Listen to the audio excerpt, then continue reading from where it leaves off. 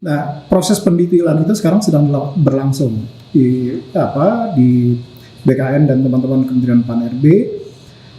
Insya Allah dalam paling lambat 2 minggu ke depan ini sudah ada ketetapan terkait dengan dari arahan Presiden. Dari data itu kita juga membuka formasi untuk CPNS karena kita juga menginginkan ada rekrutmen bagi talenta-talenta. Kita mau tanya-tanya soal pertanyaan yang sedang viral di sosial media. Ada banyak netizen yang mulai bertanya soal pelaksanaan seleksi CASN. Jadi netizen udah pada tahu kalau Bapak Presiden Jokowi udah sounding dari awal tahun, bahkan udah ada surat BKN ya. Jadi boleh dong di-spill sedikit kepada netizen, kira-kira progres pelaksanaan seleksi CSN tuh kira-kira kapan nih Pak? Ya, terima kasih. Memang Bapak Presiden telah menyampaikan atau menjelaskan kepada publik melalui press conference yang lalu, dampingi oleh Pak Menseskap dan Pak Menpan. Di situ Presiden sudah menyampaikan bahwa tahun ini disediakan formasi sebanyak 2,3 juta. Tetapi 2,3 juta itu nanti kan akan dibagi, mana yang untuk CPNS, mana yang untuk P3K. Sebetulnya basis 2,3 juta itu berasal dari data base pencatatan non-ASN yang ada di kita, di BKN. Jumlahnya memang 2,3 juta orang yang waktu itu dicatat, tetapi dari 2,3 juta yang kita catat di tahun 2022 itu kan ada perkembangan. Nah, 2021 itu sudah ada yang lulus seleksi. 2022 sudah ada yang lulus juga, dan 2023 kemarin itu juga sudah ada yang lulus. Sehingga dari 2,3 juta itu yang sekarang tersisa itu sekitar 1,7 1.700.000 pegawai non-ASN atau pegawai honorer yang ada sekarang di instansi.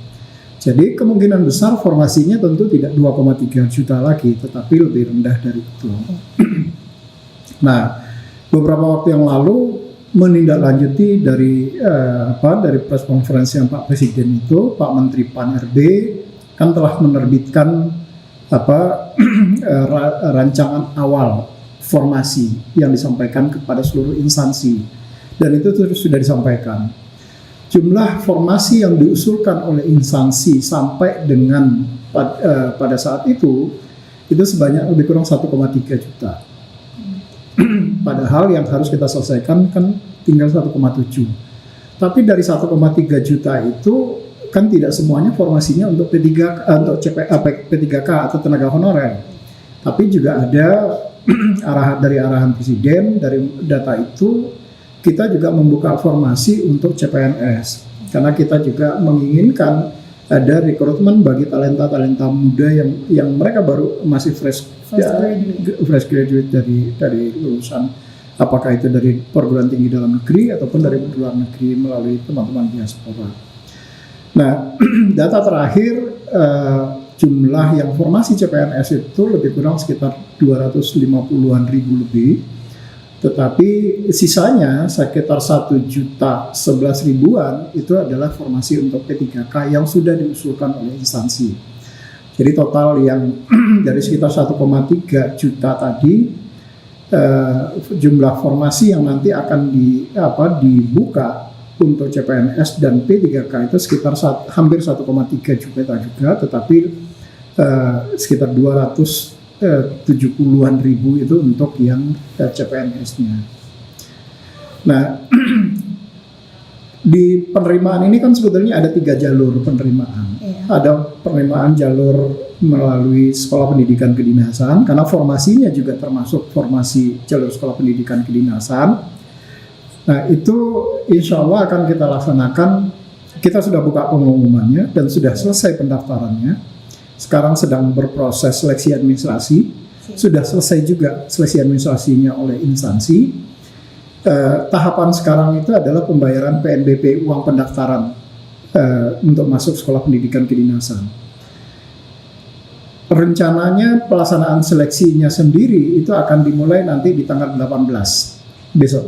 18 Juli besok. Jadi insya Allah tanggal 18 Juli itu kita sudah membuka seleksi untuk sekolah pendidikan kedinasan. Rencananya yang pertama itu adalah Sekolah Tinggi Intelijen Negara. Nanti ya di bawah BIN. Nanti akan kick off oleh Pak Menteri dan kick off pelaksanaannya oleh Pak Menteri, Pak Menteri PAN, mungkin dari BIN nanti juga akan ada perwakilan yang hadir dan dari Pak Kepala BKN. Nah, setelah seleksi sekolah kedinasan, baru kita masuk nanti untuk CASN-nya yang P3K ataupun calon pegawai negeri sipilnya. Untuk yang CPNS dan P3K sekarang sedang proses pendetailan formasi oleh instansi. Jadi setelah total formasi yang diberikan oleh Pak Menteri PAN, kemudian masing-masing instansi kan yang diberikan itu di awal itu baru gelondongan.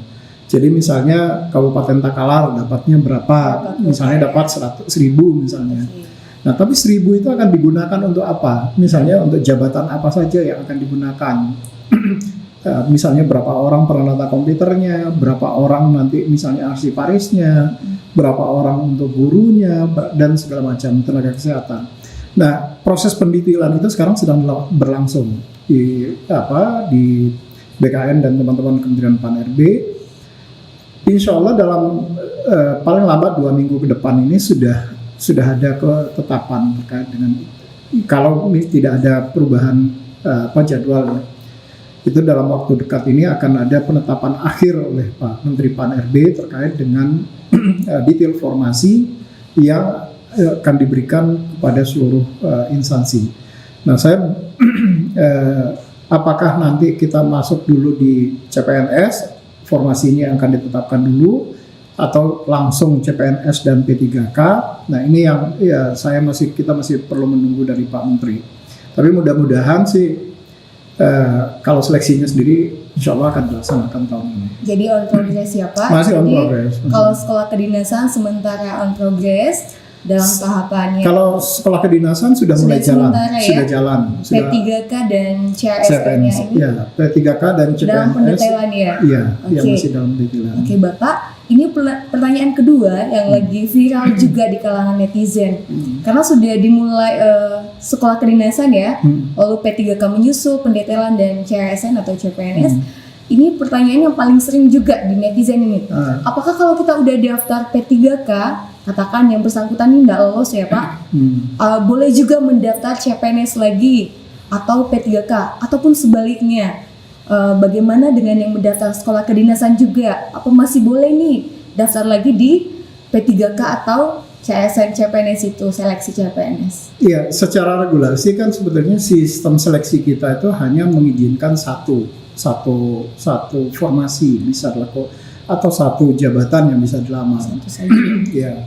Apakah dia ingin melamar di CPNS atau dia ingin melamar di P3K ataupun dia ingin melamar di sekolah kedinasan. Tetapi dari sekolah kedinasan dengan CPNS dan P3K tipikalnya kan berbeda-beda. Yeah. Sekolah kedinasan itu pasti tujuannya adalah orang untuk bisa melanjutkan ke jenjang pendidikan yang lebih tinggi. Yeah. Kalau dia artinya target grupnya itu adalah mereka-mereka yang lulusan SMA atau SMK dan sederajat. Nah, tapi untuk CPNS itu rencananya nanti akan dibuka untuk umum. Jadi CPNS itu akan dibuka untuk umum, artinya kalau memang ada formasi untuk misalnya SMA, lulusan SMA atau SMK, apakah kemudian mereka bisa mendaftar untuk CPNS? Ya mestinya sih bisa saja, tetapi itu nanti yang akan kita tetapkan di dalam regulasinya. Nah, regulasinya sekarang sedang berprogres di Kementerian PAN-RB. Kemarin sore saya mendapat laporan dari teman-teman sudah selesai harmonisasinya di Kementerian Hukum dan HAM, peraturan menterinya sudah dinaikkan ke Setnek untuk mendapatkan approval akhir. Mudah-mudahan juga dalam minggu ini juga sudah bisa dikeluarkan regulasinya. Nah, kalau regulasinya nanti sudah terbit, baru kita akan bisa melihat apakah orang yang sudah mendaftar di CPNS bisa mendaftar lagi untuk P3K atau sebaliknya. Atau yang dari sekolah kedinasan apakah boleh mendaftar untuk CPNS atau sebaliknya. Itu biasanya diatur dalam regulasi. Nah, karena progresnya masih berlangsung, ini kita masih menunggu posisi itu. Yang dari CPNS ke P3K, tadi saya sampaikan CPNS itu kan siapapun boleh karena formasinya untuk umum. Tapi P3K ada kemungkinan itu karena di dalam Undang-Undang 20 2023 kita kan dimandatkan untuk menyelesaikan tenaga honorer ini yang harus selesai paling lambat di akhir Desember 2024 ini. Jadi kemungkinan besar untuk P3K proses penerimaannya atau siapa yang boleh mendaftar itu akan tertutup bagi mereka yang sudah terdaftar di dalam database BKN itu. Nah, apakah nanti kemudian bisa dari database yang lain, misalnya seperti guru, kan guru itu juga ada di dalam database-nya Dapodik, atau tenaga kesehatan itu juga ada di dalam database-nya ESI SDMK. Apakah mereka kemudian boleh mendaftar juga? Nah, ini yang tergantung kembali pada kebijakannya nanti, yang sekarang sedang ada di Sekretariat Kabinet. Saya pada prinsipnya tentu semakin banyak peserta yang bisa mendaftar, kita akan semakin mudah untuk mendapatkan yang terbaik. Tetapi juga ada tugas yang kemudian diberikan kepada pemerintah, sebagaimana dalam mandat undang-undang, bahwa kita harus menyelesaikan tenaga honorer ini paling lambat di bulan Desember 2024 ini. Terima kasih yang sudah subscribe. Bagi yang baru menemukan channel ini, like videonya, klik lonceng, dan hidupkan notifikasinya. Jangan lupa di-subscribe. Ya, baik Bapak. Ini ada satu lagi boleh ya Pak? Ini banyak juga yang bertanya terkait isu peretasan atau ransomware, PDN atau Pusat Data Nasional. Apakah ada pengaruhnya terhadap pelayanan kepegawaian atau sistem seleksi?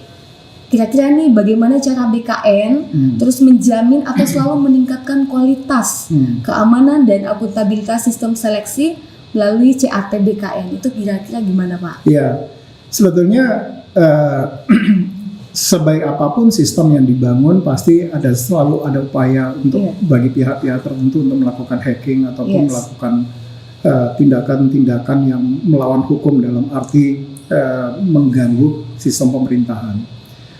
Saya tentu tidak bisa mengatakan bahwa sistem yang disiapkan oleh BKN itu adalah yang paling sempurna, karena tidak ada yang benar-benar sempurna, itu kan tidak ada. Pasti selalu ada celah. Ada celah ya. Bagi orang kalau memang dia ingin berniat baik, ingin berniat jahat di dalam proses itu. Tetapi tentu di sisi BKN kita tentu nggak boleh pasrah begitu saja. Banyak hal yang kemudian harus kita lakukan improvement, terutama dari aspek security-nya, dari sisi aspek keamanan. Kedua, misalnya dengan pertama kita bekerja sama dengan Badan Cyber dan Sandi Negara membangun yang namanya BKN CISR. CISR itu Computer Security Incident Response Teams. Jadi kalau ada tim gabungan yang dibangun antara BKN dan teman-teman di BSSN, di mana tim ini memonitor seluruh pergerakan yang terjadi selama pelaksanaan seleksi. Jadi kalau ada akun yang tiba-tiba dicurigai karena akan termonitor dengan baik di situ, maka teman-teman ini kemudian langsung melakukan analisis lebih dalam. Ini akun, apakah akunnya fake atau akunnya ini adalah akun yang kemudian sengaja untuk mendestroy sistem atau seperti apa. Nah, tim ini yang melakukan. Termasuk juga kita kemudian seperti tahun lalu kita dipinjamkan alat yang oleh teman-teman di Badan Cyber dan Sandi Negara untuk memprotek sistem-sistemnya di BKN. Yang kedua, dari sistem internalnya BKN, atas potensi misalnya ransomware ataupun apapun lah virus yang kemudian disebarkan atau sengaja dikirimkan kepada pihak-pihak tertentu, misalnya kita tahu bahwa di sistem BKN ini kan operating sistemnya kita menggunakan operating system sendiri. Kita modifikasi sistem operating sistemnya dari OS-nya Linux, sehingga OS-nya itu CAT itu hanya bisa running di sistem OS itu. Dia nggak bisa kita nggak menggunakan Windows, kita tidak menggunakan Linux yang generic, tetapi kita memodifikasi Linux-nya tadi, yang beberapa fitur di Linux itu kemudian kita matikan atau kita modified sedemikian rupa sehingga yang sistem OS-nya tadi hanya bisa nge-running di CAD kita saja. Termasuk juga penyesuaian di sistem CAD-nya. Sistem CAD-nya kemudian harus di-adjust lagi dengan sistem OS yang kita siapkan tadi. Itu yang pertama yang kita lakukan. Yang kedua yang kita lakukan adalah dari sisi browsernya. Browsernya juga kemudian kita coba modify sedemikian rupa sehingga tidak memungkinkan orang bisa menggunakan browser-browser yang di luar itu. Nah, selain itu kan tentu dari sisi aspek keamanan orang masuk, kita menggunakan face recognition, itu sudah kita lakukan, dan face recognition-nya kita lakukan secara berjenjang, mulai dari sistem registrasinya sampai dengan nanti pada saat mereka akan menggunakan CAD-nya itu sendiri. Tapi memang kemarin itu ada kendala kita sebetulnya. Kendalanya pertama dari sisi pencahayaan di dalam ruangan. Ternyata kalau intensitasnya face recognition-nya kita tinggikan, ternyata pencahayaannya nggak cukup. Nah, akhirnya banyak kemarin teman-teman kemudian berarkobat nyenterin bantu center supaya pencahayaannya kemudian bisa mendetek dengan baik garis wajahnya yang bersangkutan. Nah, ini memang secara nanti by system proses ini sudah kita siapkan dan sistemnya sendiri sudah teruji dalam arti semua sistem yang akan kita gunakan itu harus lulus ITSA. ITSA itu IT Security Assessment yang dilakukan tidak saja oleh satu organisasi atau satu institusi, tapi ITSA-nya itu harus lulus dari 2 institusi minimal. Nah, kita biasanya ITSA-nya itu dilakukan oleh 2 institusi. Yang pertama dari teman-teman di BSSN, karena itu memang tugas dan fungsinya teman-teman BSSN. Dan yang kedua itu kita meminta bantuan teman-teman di Kementerian Keuangan untuk melakukan ITSA terhadap sistem yang akan kita gunakan. Kalau dari hasil ITSA-nya 2 institusi ini sudah menunjukkan low risk, relatively kita agak relatif aman sebetulnya. Tetapi tentu tanpa mengabaikan nanti yang akan terjadi selama di lapangan. Bisa saja kemudian di lapangan kondisinya berbeda dari situ. Nah, antisipasi melalui CISOT tadi itulah yang untuk mengantisipasi di lapangannya tadi. Berarti BKN betul-betul protect dengan menggandeng BSSN dan juga cyber ya? Betul. Karena memang di dalam Perpres 95 tahun 2018 tentang sistem pemerintahan berbasis elektronik, teman-teman di Badan Cyber dan Sandi Negara kan ditugaskan untuk mengamankan sistem jaringan dan dari cyber attack, potensi cyber attack terhadap sistem pemerintahan. Baik Bapak, sebenarnya masih banyak banget ya pertanyaan dari netizen yang kami mau sampaikan, tapi berhubung waktu yang terbatas, kami mau ucapkan terima kasih kepada Bapak yang sudah boleh hadir di tengah-tengah kesibukan yang cukup padat, sudah boleh meluangkan waktu di sini bersama kami dan memberikan sharing baru ya. Apalagi buat teman-teman yang sedang menanti-nantikan seleksi. Semoga semua mereka boleh mempersiapkan diri dengan baik. Terima kasih Bapak ya. Dan juga kepada Sobat BKN, terima kasih sudah boleh hadir bersama kami. Sampai jumpa di... Saya sebelum ditutup, saya boleh pesan satu nggak? Boleh, pesannya boleh Bapak, silakan. Ya, saya pengen berpesan pada calon peserta. Pertama, jangan pernah percaya pada orang-orang yang seolah-olah bisa meloloskan Anda. Baik. Karena saya bisa jelaskan sistem di BKN itu diprotek sedemikian rupa, termasuk dienkripsi sedemikian rupa dengan menggunakan key management system yang memang khusus disiapkan oleh teman-teman di Badan Cyber dan Sandi Negara. Artinya, walaupun sistemnya sendiri ada di saya, di Kedeputian Sinka, tetapi saya sendiri nggak akan pernah bisa membuka sistem itu.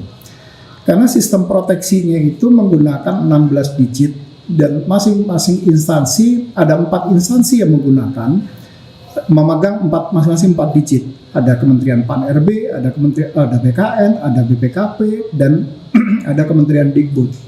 Masing-masing memegang 4 digit. Jadi kalau saya mau membuka sistem itu, maka saya harus menghadirkan keempat instansi tadi. Artinya, tidak ada orang yang kemudian bisa mengintervensi sistem tadi, karena sistemnya dienkripsi dengan menggunakan sistem enkripsinya BKN yang passwordnya BSSN yang passwordnya dipegang oleh instansi lain. Yang kedua adalah jangan pernah percaya kalau ada dengan cara membayar kemudian akan bisa meluluskan. Saya bisa pastikan Anda kemudian kalau itu dilakukan Anda mulai masuk ke dalam jebakan Batman tertipu. Ya? Nah, karena BKN tidak pernah menerima bayaran apapun di dalam proses seleksi ini dan itu sudah kita lakukan beberapa tahun terakhir ini. Kalaupun toh masih ada orang yang melakukan itu seolah-olah bisa meluluskan, maka saya bisa pastikan yang bersangkutan adalah oknum. Dan kalau itu dilakukan, BKN juga tidak akan pernah segan-segan untuk memberikan hukuman disiplin berat kepada yang bersangkutan. Kalau itu memang terjadi. Tapi alhamdulillah beberapa tahun terakhir ini kan tidak pernah ada, banyak memang pengaduan tetapi tidak pernah bisa dibuktikan bahwa yang bersangkutan, walaupun dia bisa mengeluarkan, dia memang nyata sudah membayar misalnya. Jadi kalau memang ingin lulus di dalam seleksi ini, pesan saya belajar, berdoa, karena dua itu yang mungkin bisa kita lakukan. Tidak ada jalur mudah yang bisa dilakukan untuk menjadi aparatur sipil negara, tetapi yakinlah dengan proses transparansi proses yang kita lakukan ini, maka Anda akan hadir menjadi ASN terbaik di Republik ini. Dan tentu tanpa ada embel apapun yang kemudian yang perlu Anda bayarkan kepada negara, kecuali dengan pengabdian yang juga tulus kepada negara ini dalam melayani rakyat. Itu tambahan dari saya. Iya. Terima kasih. Luar biasa Bapak ya pesan-pesannya. Jadi kalau ada yang mulai janji-janji, it's big no ya. Iya, pokoknya andalkan belajar, lalu berdoa sampai seleksinya kemudian ada dijadwalkan ya Bapak ya. Betul. Oke. Karena pelajaran dari anak saya lulus PNS. Iya. Tapi belajarnya itu hampir 3,5 bulan itu nonstop. Dan saya sampai membelikan buku-buku contoh-contoh soal itu sampai 7 buku yang dia pelajari itu. Ya alhamdulillah akhirnya ada hasil. Tetapi kalau nggak pakai belajar kemudian mengandalkan seolah-olah seseorang itu bisa membantu meluluskan, jangankan yang nggak pernah punya pegangan atau nggak punya pegangan ke atas, saya sendiri yang kemudian memegang sistemnya nggak mampu melakukan itu. Apalagi kalau sama sekali ada orang-orang yang hanya sekedar menjanjikan ya.